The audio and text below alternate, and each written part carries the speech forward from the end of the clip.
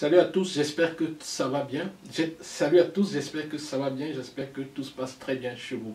La Turquie change de nom.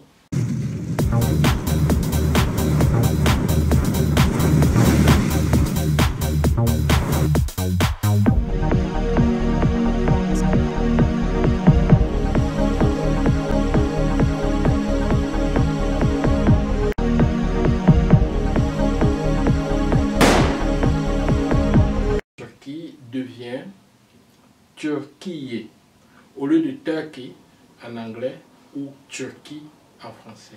Donc désormais, pour respecter le pays, pour être conforme au nom du pays depuis l'ONU, nom international du pays, il faudrait dire Turquie au lieu de dire Turquie ou alors Turkey comme on le faisait par le passé. Quelle leçon pour l'Afrique? Si vous ne me connaissez pas, je suis le docteur Emmanuel Ngara, je suis diplômé d'une université turque et j'ai créé ENG Consulting. Arrivé en Turquie purement académicien, j'ai découvert les business entre la Turquie et les autres pays et je me suis intéressé à ces couloirs et c'est la raison pour laquelle j'ai créé cette chaîne pour vous aider et partager avec vous cette passion-là. Bien que je reste académicien parce que je suis enseignant dans certaines universités en Afrique et en Turquie, mais je partage avec vous ici ma passion du business et ENG Consulting accompagne les entrepreneurs africains en Turquie et les entrepreneurs turcs en Afrique. Mais ce n'est pas de ça que nous allons parler dans cette vidéo. Ici, nous allons parler du changement de nom de la Turquie et quelles leçons pour nous les Africains. On a l'habitude de laisser les gens nous appeler comme ils veulent au lieu de leur dire comment on s'appelle et d'imposer le nom que nous-mêmes nous donnons. La preuve, c'est qu'on nous appelle Noirs. Pourquoi on nous appelle Noirs? Parce que, justement, dans la symbolique des couleurs, le noir, c'est la pire des couleurs qui puissent exister. Alors, ils ont décidé de nous appeler Noirs et de s'appeler Blancs. Et par le passé, juste avant l'esclavage, pour justifier l'esclavage, pour justifier qu'on prenne les Africains comme des esclaves, on allait jusqu'à faire des théories, et ça se passait même dans des églises, pour dire que en fait, les Africains n'ont pas d'âme. C'est ainsi que nous avons laissé les autres nous dire comment est-ce que nous nous appelons. Ils ont décidé de nous appeler Noirs, on a accepté, et même longtemps après, on continue de s'appeler Noirs, même entre nous, alors que en fait, c'est une appellation dévalorisante. Dans aucune langue en Afrique, on nous appelle Noirs. Posez-vous des questions, renseignez-vous chez vos parents. Je ne pense pas qu'il y a une seule langue en Afrique où on s'appelle Noir. Dans nos langues africaines, on s'appelle comme être humain. Autre chose, les homosexuels se sont battus pour qu'on adopte le mot homophobe. Et ce qu'il faut savoir, c'est que c'est depuis 1973 que l'homosexuel n'est plus considéré comme une maladie, parce qu'avant c'était considéré comme une maladie. Et pour combattre des psychiatres qui, n'est-ce pas, justement étaient ceux qui soignaient les homosexuels, pour les combattre, il a fallu qu'ils donnent un nom à ces gens-là qui les considéraient comme des malades, d'où le mot homophobe est né pour combattre ces gens-là. Donc lorsqu'on dit que vous êtes homophobe, on essaye de vous combattre totalement. Et ils ont fait du lobbying pour que ça ait un sens. La preuve, c'est que dernièrement, le joueur sénégalais Gana Gueye qui joue au Paris Saint-Germain a été vilipendé, a été insulté, a été reproché dans tout un pays, par tout un pays. Heureusement qu'il a eu le soutien de son président et de tout son peuple et des Africains également, juste parce qu'il a refusé de porter un maillot et de participer à une journée qui, dans le championnat français, est réservée pour la lutte contre l'homophobie. Parlons maintenant du racisme. Le racisme, n'est-ce pas, est une appellation générale. Donc même les Noirs peuvent faire du racisme. Même les Asiatiques font du racisme anti-blanc ou du racisme anti-noir, du racisme anti-américain, du racisme anti-indien ou anti-arabe. Là, c'est général. Mais maintenant, l'une des communautés qui est le plus victime de racisme dans le monde, c'est la communauté africaine dite noire. Et il n'y a pas un mot reconnu qui désigne le racisme anti-africain noir. Il n'y a pas un mot qui est reconnu dans le dictionnaire. Certains parlent d'afrophobie, certains parlent d'afriphobie, d'autres parlent de négrophobie, d'autres parlent d'antichémisme, mais toutes ces appellations-là, ça dépend des auteurs qui les emploient, mais ce n'est pas entré dans le dictionnaire, ce n'est pas entré, ce n'est pas légalement utilisé. Tout simplement parce que, justement, nous, les Africains, nous ne savons pas nous battre pour ce qui nous reviendrait de droit.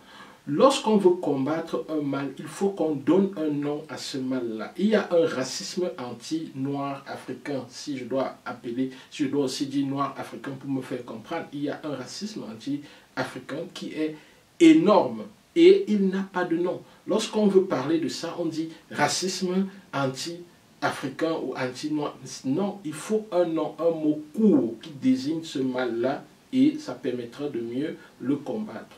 Et vous voyez que personne ne s'occupe de ça, on ne se préoccupe pas, sauf quelques associations qui se battent à gauche, à droite pour essayer de combattre ce mal-là. Autre chose, c'est que dans nos pays, lorsqu'on entre dans nos pays, par exemple au Cameroun, on a appelé le mot Cameroun simplement, ça veut dire rivière des crevettes, ça vient du mot crevette, Rio dos Camarões, qui est rivière des crevettes, et de Camarões est venu Cameroun, du portugais. C'est des Portugais qui visitaient le pays et tout de Camarões est venu Cameroun. Donc Cameroun, en fait, ça veut dire crevette. Mais j'ai grandi au Cameroun, je suis né au Cameroun, j'ai grandi au Cameroun, mais je n'ai pas vu des crevettes.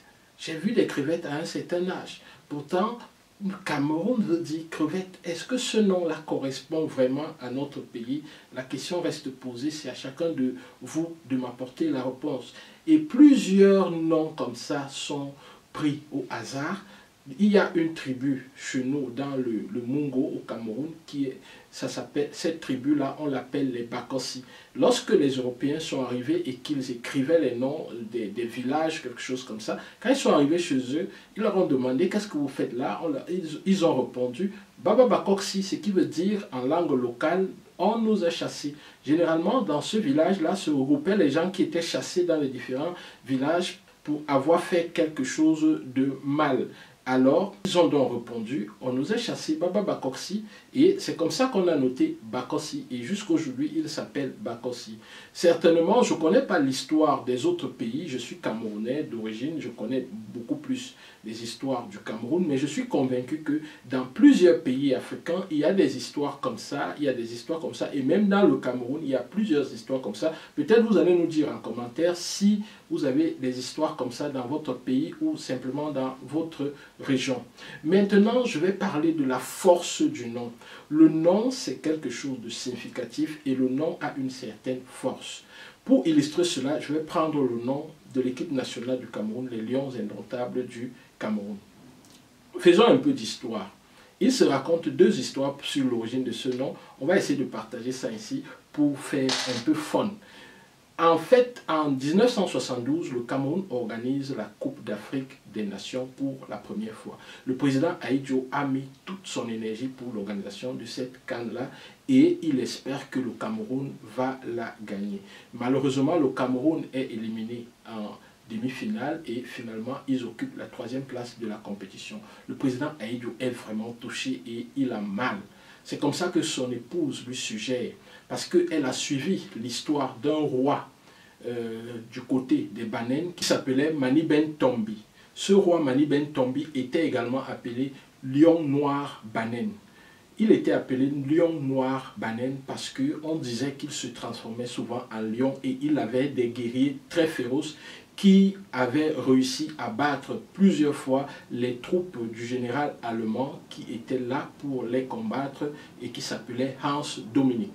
Hans Dominique finit par arrêter le roi Tombi avec la complicité de son épouse qui le livre finalement et il finit par l'arrêter et lorsqu'il veut l'amener en Allemagne parce qu'il se rend compte que c'est un prisonnier très dangereux, il faudrait qu'il l'amène en Allemagne. Au moment où on veut l'amener en Allemagne, il voit l'eau de la mer et en voyant cette eau, il se transforme en lion et il échappe à ses poursuivants.